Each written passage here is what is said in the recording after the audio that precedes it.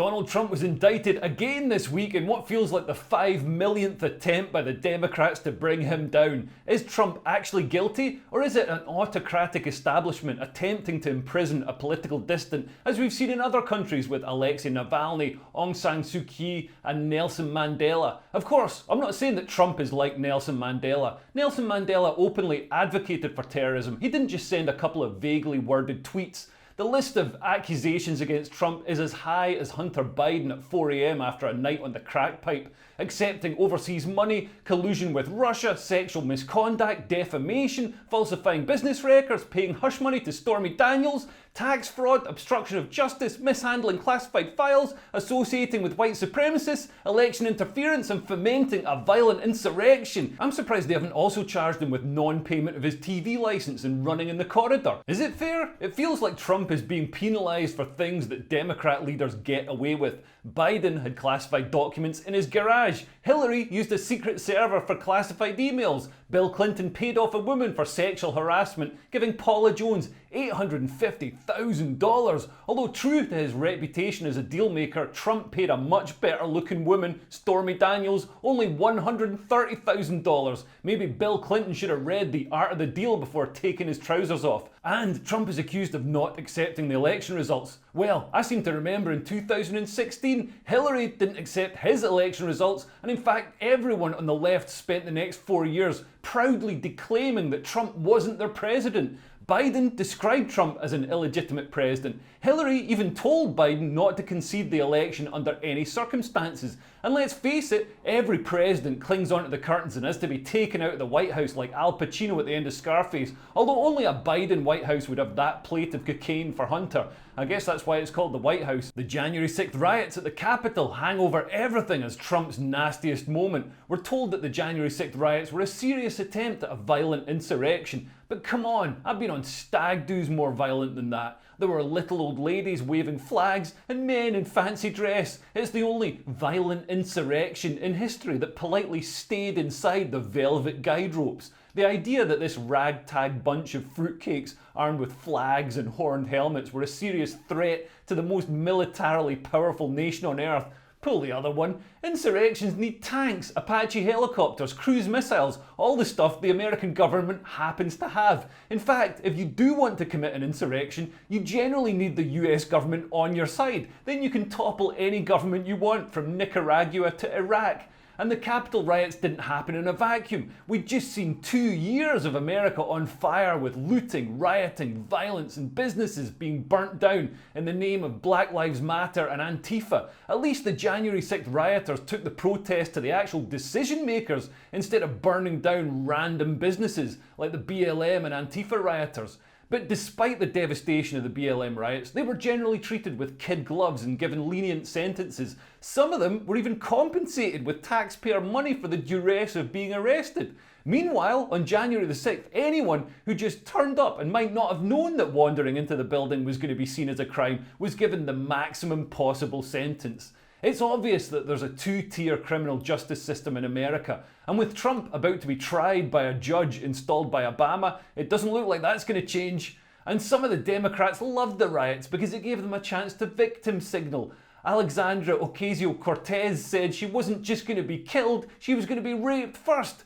Steady on, Alexandra, that's a bit presumptuous. Nobody storms a political building thinking, man, I can't wait to violate all those hot, sexy politicians.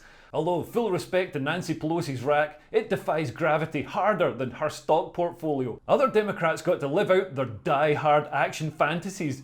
Democrat Jason Crow tweeted, "I was in the House gallery when Trump's incited mob stormed the Capitol. I remember consoling my friend and colleague who had just spoken to her family. I remember telling my fellow members to take off their pins so we couldn't be identified. My Ranger training kicked in, and I remember gripping my pen to use as a weapon if necessary."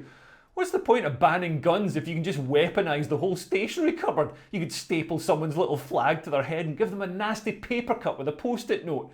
Interestingly, the charges Trump was indicted for this week don't include inciting the riot. I think the Democrats know there isn't evidence of that. The charges relate to Trump's attempts to overturn the election results. I don't defend Trump for this. He clung on too long and embarrassed himself. But 2020 was a unique election with a lot of postal voting and electronic voting, and we've seen in states such as Russia how this allows vote rigging. And there was that suspicious jump in Biden's results after an early lead by Trump. So while I don't believe that the election was stolen in this way, I can definitely understand Trump making the most of the doubts. But in 2020, the Democrats colluded with government agencies, tech giants and the media establishment to help Biden into power. For example, by burying the Hunter Biden laptop story, which was evidence of Joe Biden's son smoking crack with prostitutes, which could have swayed the election. Despite being true, it was classed as disinformation and tweets about it were silenced, including the New York Post, one of the oldest newspapers in America. At the same time, anti-Trump conspiracy theories such as Trump colluding with Russia were promoted. When we talk about elections being stolen and democracy being subverted, this is what we're talking about. Even as we head into the next election, the left-wing media are downplaying the new Hunter Biden scandals around his paternity disputes, alleged cocaine use at the White House, and his prosecution over non-payment of tax, ironically for millions of dollars he received from dodgy sources such as China, an enemy of America. The American people see it too, and they'll be the real jury for Trump and Biden. Look, I don't support Trump. He didn't start a single war, and I've got shares in weapons manufacturers. For the sake of my retirement plan, the USA needs to invade some ass-backwards country every 3 years. But I love Trump's disdain for everyone, his raw honesty, and his hilarious lines. Like when a journalist asked him, "You've called women you don't like fat pigs, dogs, slobs, and disgusting animals. Your Twitter account..." Only Rosie O'Donnell. No, it wasn't.